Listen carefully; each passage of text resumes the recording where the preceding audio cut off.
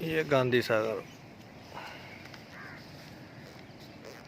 ये देख सकते हैं आप, ये डैम की स्थिति।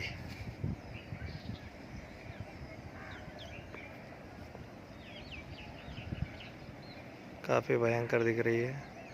और यहाँ का ये पुल जो कि बिल्कुल पानी के करीब है, बिल्कुल ऊपर चढ़ने के लिए बेताब हो रहा है।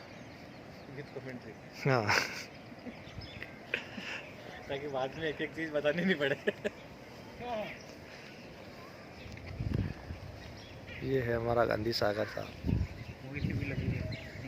अपन गए वो थे तो वहाँ पे 8-10 जने थे, वो बस वो लास्ट है, वो वहाँ वो देख रहे हो।